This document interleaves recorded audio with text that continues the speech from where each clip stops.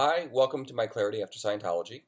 Today we're going to talk about ideal orgs, more specifically about the Church of Scientology of Buffalo, and I guess what we did to make that an ideal org. My experience with other churches other than New York is minimal. I know almost nothing about what's going on with the churches nowadays other than what I've heard, which is some of them are still in limbo. Some have bought buildings and they're still sitting there and they've done no renovations on them.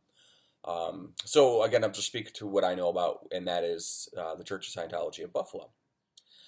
First off, what is an ideal org? Yeah, there's no reference anywhere about what is going on right now. There's only speculation. There is a policy, I think it's called Ideal Orgs, which mentions the ideal scene of what a Class 5 org or church should be like. And it just gives a very, um, you know, lots of students, people moving up the bridge, new people coming in, outreach programs into society, but nothing about buying an extravagantly large building and spending millions of dollars doing renovations. In fact, actually, I do remember that I think it was the Birthday Game reference talked about that the whole idea is to build up the church, and then as you make money, you do renovations in particular areas. Again, it's been a while, but I know there was a reference that specifically mentioned that, but there's never a reference that said, go out, get your public to buy, to raise money from your public in order to buy a building, in order to make swanky quarters. So that's what I got to say about that. Okay, so Buffalo, a very interesting story. I've mentioned this in another video about how I was personally told that Buffalo was really what got the program going on how to create ideal orgs. Whether it was the initial program, test program, or how that worked, I don't really quite remember. But here's our story, and I'm going to try to get this into at least a half an hour, 40-minute video. Okay. So, I was the executive director when this happened. I got a phone call one day from one of my public who said, hey, did you see the article in the Buffalo News? The city wants to buy the building. Like, okay. Fax it over to me if you can. And so he faxed it over to me and I read it. And the city actually wanted to buy our building from us. Now, we were located right in the heart of downtown. We were on Franklin and North Pearl Street, which is kind of right across the street from the Hyatt. It's right by the convention center, and it's like kind of the heart of downtown Buffalo. Nothing's going on in downtown Buffalo ever. There is a side street that has a bunch of bars on it. I don't even know if any of that's still there. I haven't been in Buffalo in a really long time. So there wasn't really a lot of foot traffic, but what they had a lot of was parking garages. In fact, we had a parking garage in front of us. We had a parking lot on the corner. We had a parking garage behind us, and we had a parking lot next to us. And guess what they wanted to build the building for, or knock our building down and build? Parking garage. I don't know why. I don't know what they did or why they did it. They ended up doing it. It was a very strange situation. Okay, so I get this telex, or I'm sorry, I get this fax, and I start sending up telexes. Now I'm trying, if I remember correctly, this was right after 9/11. The church obviously was very busy in New York with their relief of what was going on down at Ground Zero, so I got very little attention about this. So I had to keep telexing up to the people in New York to finally get an answer from them, and everyone was a little shocked about this. Like, why do they want to buy it? Like, why would you do this? Why would you buy a church? Okay, so this led to some people from the Department of Special Affairs in New York coming to Buffalo to kind of investigate to see what was going on, to see the legitimacy of what they were asking for and why they were asking for it. They had given us an offer. It was a very, very low ball offer. And then they also had threatened they were going to use eminent domain, which is basically a state right to purchase property to better the neighborhood, or to better the city or the state. Prime example is expressway goes through a state. The state's going to buy land from farmers in order to put this expressway in. It's for the greater good of the people to have that expressway, so we have a way to get back and forth between throughout the state. So they're kind of using the same idea that they're going to threaten to use eminent domain with us. This led to a lot of meetings with the city, meetings with councilmen, meetings with the Department of Real Estate. I got to know a few of the council members, some very, very good people. They were still, they were kind of like, why is this going on?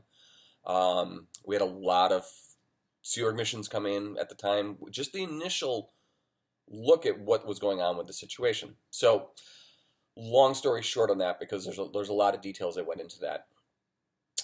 We were able to get it tabled numerous times by the council members, so we kind of pushed this. So we gave us enough time to really be able to see what was going on, because we did have to look at the fact. Okay, well maybe this is a good idea. Maybe it's not. Maybe we stay here in our building, or rehab the building we were in. Now, about the building we were in, this is an old stationary school, and the building was built in the 30s, and it was actually a nice building.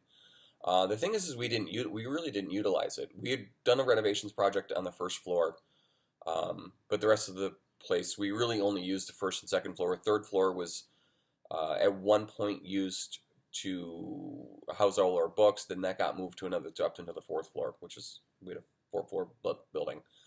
So the options were to look at, well, could we do something with our building? Do we fight the city on this? So we had a mission actually come in that did an evaluation on the property that we had. They did measurements. They did count of foot traffic in the area, which was pretty good. We actually had pretty decent foot traffic because we were downtown. Monday through Friday, it was fairly good. So again, we ended up determining that maybe it was not, maybe we should take the deal with the city. Now it's, obviously time to deal with the city, because the low ball offer they were giving us wasn't giving us a lot of options to buy other properties. So we ended up telling the city we're going to take their offer. There were a couple funny encounters with doing this. One of them, real quick, was we ended up having a meeting. The city, a couple of the councilmen came in and actually did a tour of the building, and they had taken pictures.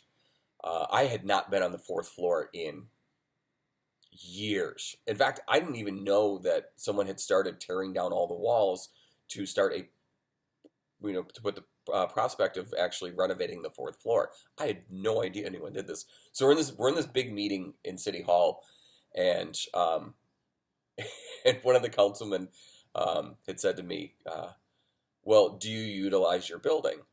And I said, to the needs that we need to, and it is our building. Now, I'm getting kind of off the subject here. Buffalo was a big city at one point, and actually they had projected that the city could hold up to 1.5 million people. And this is back in the late 1800s. So they built City Hall to project that image of 1.5 million people living in the city of Buffalo. Now, at the time, there's about 330,000 people living in the city. So they built a huge city hall, and trust me, the city of Buffalo is not using their city hall either. So,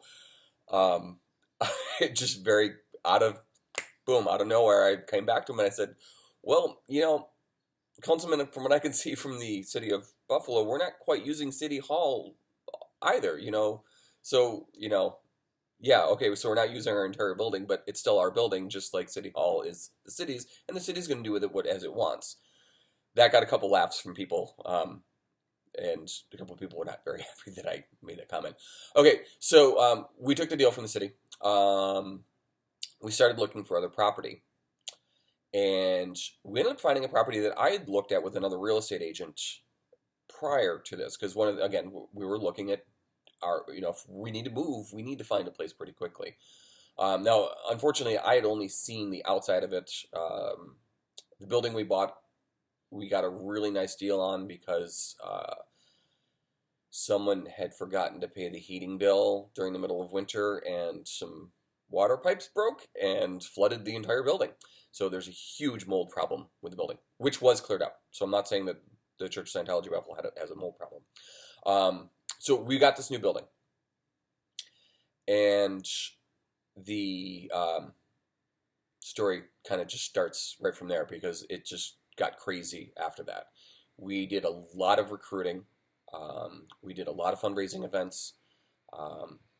In fact, we actually, right after we had secured the purchase of the building, we actually had an event in the building.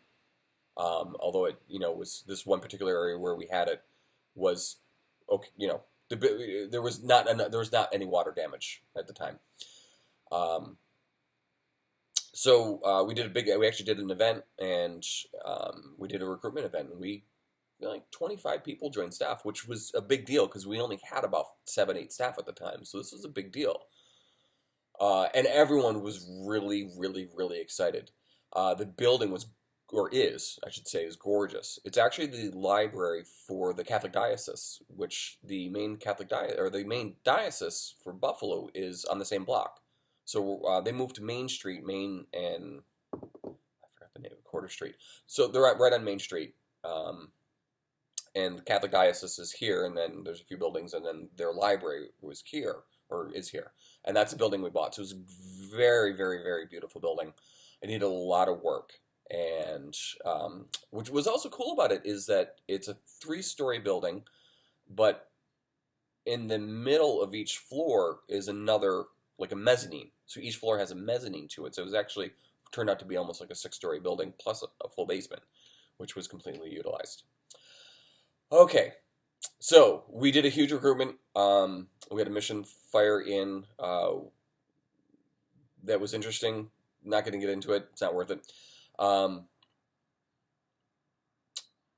Recruitment's getting done. We're starting to build up the staff. Staff are getting established. We have a mission that obviously they came in and did the evaluation on the building itself, had now fired back and was going to be doing the evaluation and start the rental projects. And this was absolute freaking crazy time. And if I remember correctly, between the purchase of the building and renovations, we got this done in like 10 months, which was a huge project because they literally had to tear out all the drywall in the building. So they kind of basically started fresh with that building. So now it's getting to be time that we need to turn our building over to the city because there wasn't enough time for us to sell the building and then move into the new building. So we actually had to get a temporary space. And very ironically, we got a space that was the opposite block from the new building, but it was a commercial space that was an old house that used to be the office space of a psychiatrist, which I thought was very interesting that we ended up getting that. So we got this really small, condensed, we went from 35,000 square feet to about 3,000 square feet. And we were in very tight quarters. We just did what we had to do. Again, we had missions coming in all the time. And I'll give you the craziest story that happened of all of them was... I'll leave his name out. He'd been on mission a few times, and he was kind of known as one of the fix-it guys. He comes in, and they do a recruitment program. And they ended up hiring, and this is right in the beginning of summer, it was right after school got out. So they ended up hiring a bunch of kids. They hired a bunch of kids, and it was crazy. We had like 15 kids join staff. And, they were used to get promo out and get some projects done around the org. But, opinion here is that LRH, I believe, had people that were not Scientologists that worked for him. They worked for the church in St. Hel and other churches that he was involved in. I think when he got onto the ship that he didn't, there was all Sea Org members, it was all Scientologists. So I've always kind of been the opinion that, you really can't hire people that aren't Scientologists because they're not going to get it. I mean, first of all, you're asking these people to sign a contract. They're kids signing a contract. There's no steady pay. Then they're gonna work and they're going to expect to get paid, and there's no steady pay. It's just not that we're going to be able to pay them minimum wage. And I just right from the beginning thought this was a problem. And I went and talked to the person who was running the mission on this, and I told him, I said, I was outright straight with him. I'm like, look, these are a bunch of kids, and they're signing contracts, and they're going to be off from school. They're going to go back to, they're off from school for vacation for summer, and they're going to be going back to school. What are we going to do with these guys? And they could just be part time at that point. Blah blah blah blah blah blah. I'm like, do they get what's going on with the pay system? And he's like, look, don't be counter-intention to this, and we just hired 15. We hired more people in one a few days than you've ever done in your entire career as a Scientologist. So don't put down what we're doing. Now, mind you, we now have to pay rent at this place. We have, I think, like 20 Sea Org members and people volunteering to do the work in the building down the street or the other side of the block where we are doing the renovations. I'm constantly having to sign checks. I have a flag banking officer, luckily. I'm constantly signing checks. I'm running over to the building. I'm handling problems with getting services paid for in my own church. I've got auditors now, so I've got auditing rooms we got to fill up, and there's a lot going on. And now I got this missionaire in there hiring 15 kids. Okay, good. So payday comes. It's Friday. We actually had a really, really, really good GI week, meaning we made a lot of money this week. Made a lot of money for us, and it's pay time. And these guys are not through their staff statuses, which you have to get through staff status too until you get full pay. So they got paid nothing. I think on average they got paid about $40, and they had worked all week. And a lot of these guys kicked ass, and we got out thousands of pieces of promo, and they worked. And all of a sudden, the problem starts. Why did I get paid this? This is not even minimum wage. Why didn't you tell us about this? And I'm looking to the person who's running this. One of my staff members was working with the missionaire to run this particular program. And I'm looking at her going, well, you need to fix this. I'm sorry, I have other things that I need to do. I can't handle these problems. I didn't create this. And I'm like, where is the mission I see? Where is the mission I see? He left. He took off. He left us with this freaking problem. Wow. Never saw him again. Thank God, because I don't know what I would have done to him if I'd seen him again, because this really was not the time to have this problem. Okay, I'm kind of getting off track here, but these are the things that go. These are the things that go on with these programs. You buy these beautiful buildings, those renovations get done, but there's a story. There's a story behind these things. Okay, so the solution was they all got paid minimum wage, and my pay sucked that week. Problem solved. Okay, all right. So now this is the beginning of the summer. We go through the summer. I think probably the real tough part about this for the staff was that we were doing renovations every night. We were getting done at 10 o'clock and running over and doing hours of renovations, and then we were losing. I think we kept our Sundays, but we lost our Saturdays. We do a couple hours because we finished at 6 o'clock on Saturdays and Sundays. So we were doing that. My wife was actually down in Florida training at the time as a senior CS position, which is the senior case supervisor. So she wasn't around, and it started getting closer and closer to the time that the building needed to be finished, and I was literally working until 1, 2 o'clock in the morning every day, running home, sleeping, getting up, coming to work.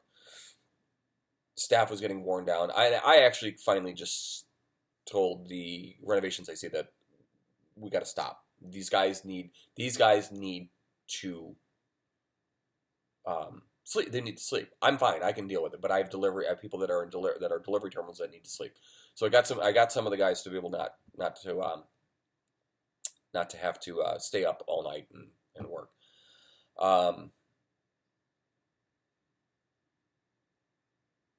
I don't know if I should talk about that. Nah, we're not going to go over that. It's not the point. Um, okay, so we're getting closer and closer and closer to the building, and the building looks phenomenal. I mean, it is a beautiful building, but with the renovations that got done, it turned out really. It actually turned out to be a really nice building, and it was, the fruits of your labor, the friendships that were made, the people I met. People came from all over to help out, and um, it was fun. It was hard work. It was tough, but again, the fun and the reward of what your work when you see it happening is it's pretty amazing. Okay, so again, we're getting very close to the launch of the building opening. We move into the building. No, that was actually done very quick. That was done very quickly. We actually didn't. We didn't. We moved from Buffalo from the church, the old church, to the temporary church, which was hell doing that because we did it overnight. Um, Mind you, that's all the PC folders, that's all the addresso folders, that's all the books, all the stuff from the course room, desks. I mean, that was a rough night. That's not even worth getting into. Okay, so we get into now we are just about to open the building, and anyone and everyone is now in Buffalo, including Mr. Miscavige. I think he was there for a few days. We probably just didn't see him around as much. Greg Wilhar was there. Mark Rathburn was there. I believe Shelley Miscavige was there. For the grand opening, I know the Dan Sherman, who was or is the biographer. Someone can clarify that for me. I appreciate that. He was there. I mean, there was a whole entourage of people from RTC that were there. And we had some good, again, I get to work with Mark Rathburn very briefly. Greg Wilhare was just a quick story. I mean, these guys are really good guys. And this is why I've always had a little hard time with this, these stories about management and what's happened uplines.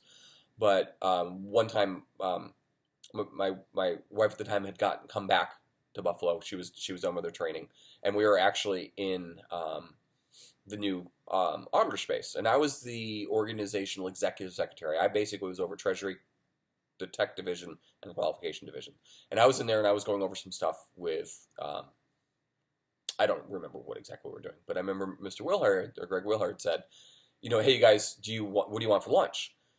And I said, oh, no, we're okay. We have food upstairs. And he said to me, no. I didn't ask you if you wanted lunch. I asked you what you wanted for lunch. He goes, look, it's on us. Don't worry about it. You guys look exhausted and very hungry. We're getting you food. And I would thought that was really nice. We got to work really closely with him because I think he at one point was Inspector General for Tech for RTC.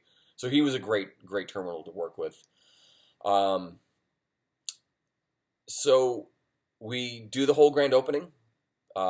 We shut down part of Main Street, which no one was there anyway, so it didn't really matter.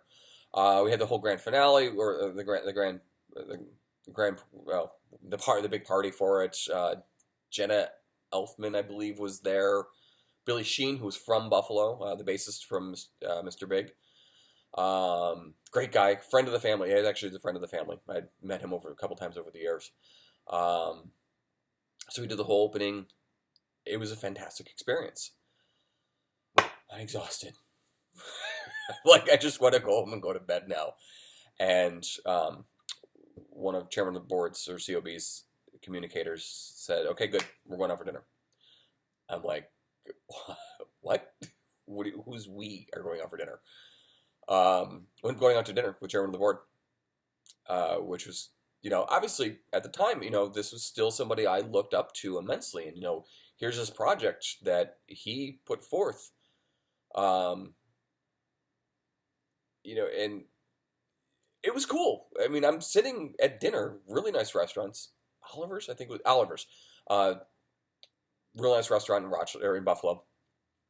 I'm literally sitting right across from him. He's right there. And Shelley was right there. Marty was over here. Greg Wilher was over here, and so it was cool. And I told him the the whole story as to why Buffalo is called Buffalo, and we talked about the weather, and I told him some interesting He was actually kind of interested in what I had to say because I had all these little interesting tidbits about Buffalo, and then he says that's what he says to me. He goes, "You you do know that it's because of you we're doing this, right?" And I said, "I'm like, what? Having dinner? What are you talking about?" He's like, "No, it's because of Buffalo." He goes, "I got a report one morning when I woke up, and he goes, I've got my bathrobe on, and I'm reading a report about Buffalo that the city's trying to buy the church, and it's becoming wintertime, and you guys don't have a boiler that works at all, and you basically have no heat in the building." And he goes, "That's kind of where we started this. That's where this started. This project started was because of you." And, sitting across from chairman of the board at the time, going, "Oh wow, that's quite a heavy thing to put on somebody." So